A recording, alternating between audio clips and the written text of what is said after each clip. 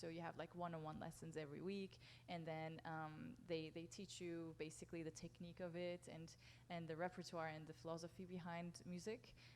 And so I chose my professor, and he was a head of keyboard at Eastman School of Music. And then I went to London for masters again, for a teacher there who judges like really big competitions.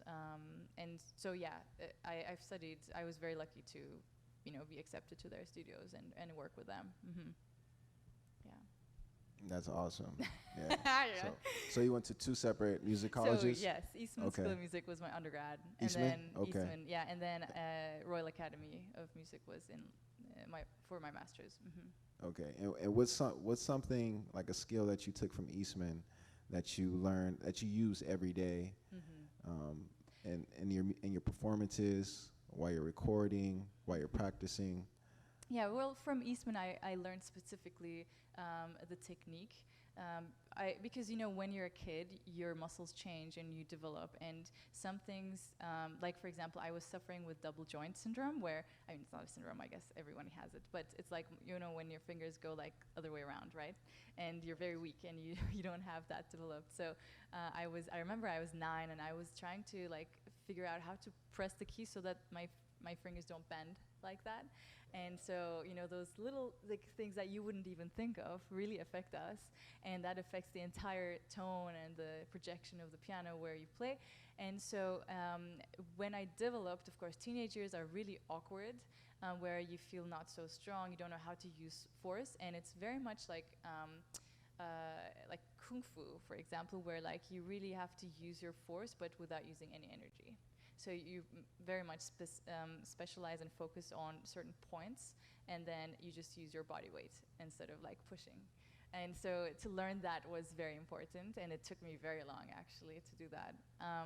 So the technical aspect had to be revised when I was in university at Eastman, and then in my master years, it was more the philosophy of things and more the detailed aspects and more about tone production. It's the polishing of it, basically. Like once you have the technique done, how do you make it sound professional, that it's like recording quality? So it's those like little very, very tiny important details that we worked on. Yeah. Hey, the proof is in the pudding. The details, Yeah. the craft, The craft. That's attention a good way to each little detail. That's what makes it. That's what makes you you. That's what makes you unique. That's what you can. Obviously, when you're just playing right now, I can tell that you really care about your craft, and it takes a lot of skill, technique, practice to be able to pull those keys off the way you are.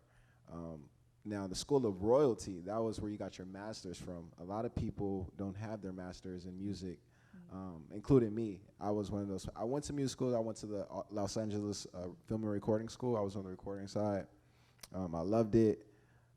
But still then I learned some things there, like reading music and stuff like that I didn't take home with me, that I didn't use every day. I'm more like rhythm and flow. I go with the flow. I got natural rhythm.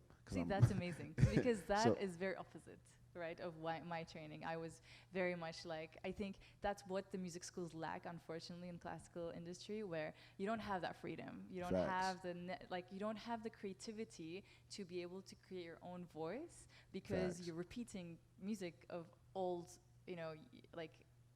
dead people, I guess.